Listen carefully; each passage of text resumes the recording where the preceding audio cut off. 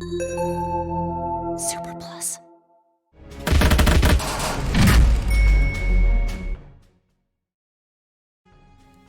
Greetings and welcome to the Hills of Steel 2 Tank Breakdown series. I'm your host Andrew, and this week we're going to be taking a look at another tank, but this time it's a brand new tank, Ninja. This new melee-based tank, while lacking in some defenses, is going to be very important when you play in a team, because he adds new mechanics to the game that are very interesting and will take enemies by surprise. Of course, as with all tanks, he will require leveling up through collecting cards and money, as well as unlocking the attachments. For this one, we're going to attach a special antenna in order to increase our special so that you can see how good his ultimate actually is. Of course, since he does lack in defenses, maybe you'll want to boost those instead, but for now, we'll choose this. So, without any further delay, let's get into some action and see how he does. First up, we're going to take a look at Team Survival to best showcase Ninja's skills. You have a standard attack, which is his sword attached to the front of the tank. You get 3 shots before it has to reload, and as you can see, it does a forward motion swing and then travels around to reset. Of course, there is the secondary ability which you've seen just previously, and that is invisibility.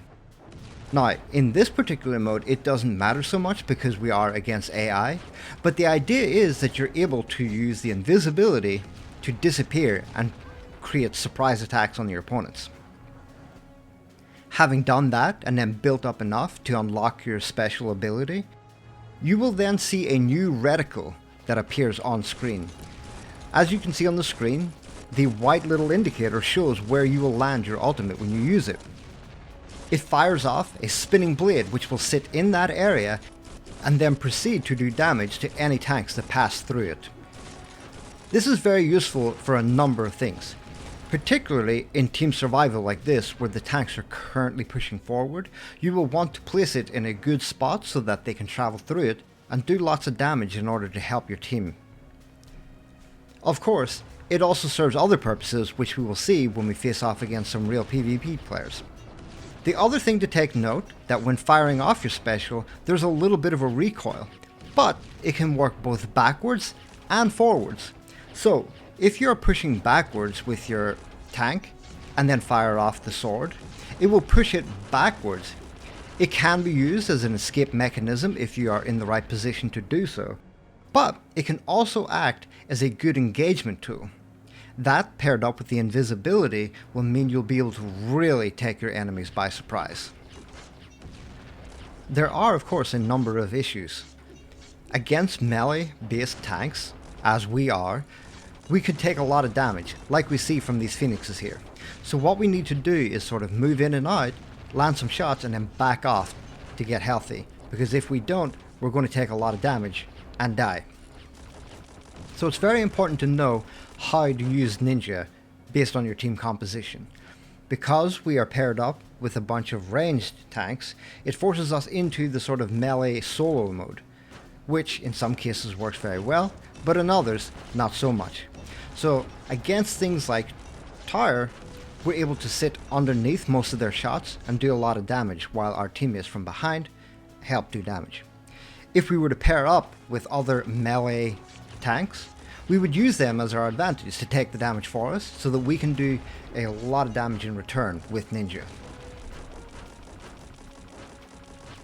So while he does lack in a little bit of defenses, the surprise element of being able to jump out of nowhere to attack your opponents is key.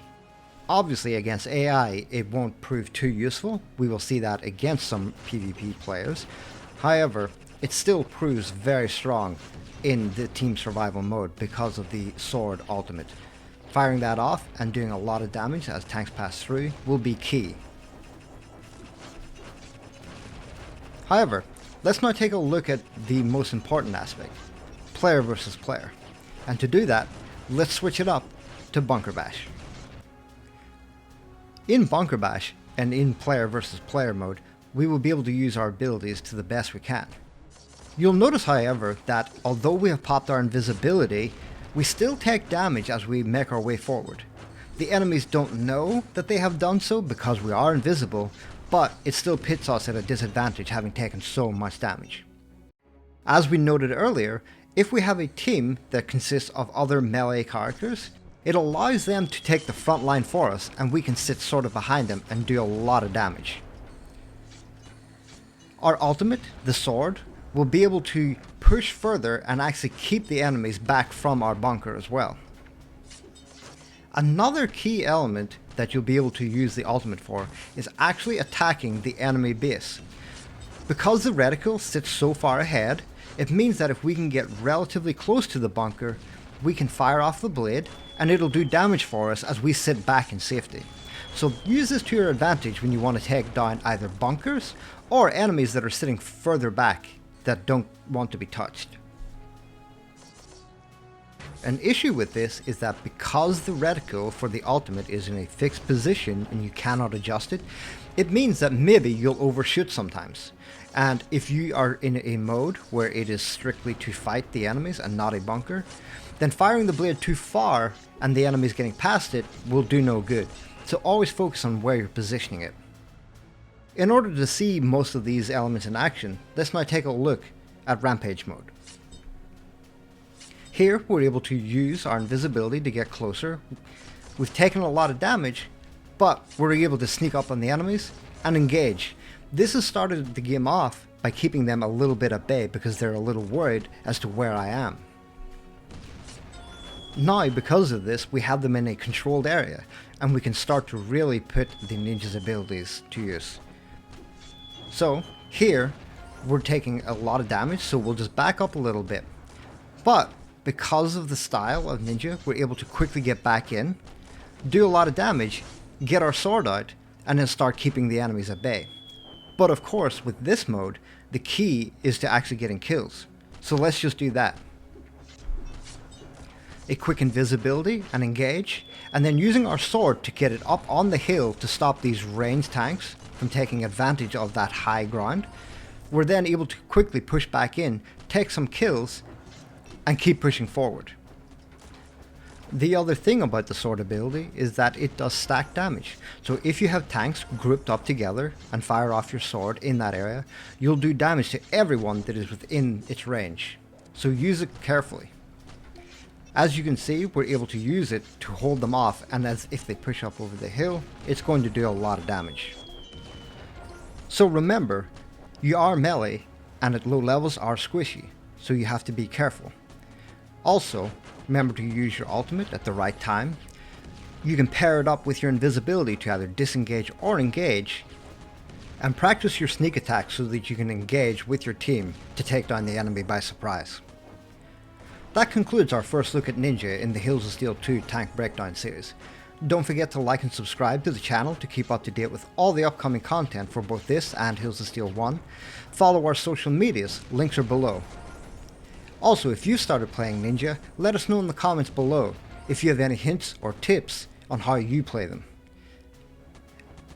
Until the next time, have fun and see you on the hills.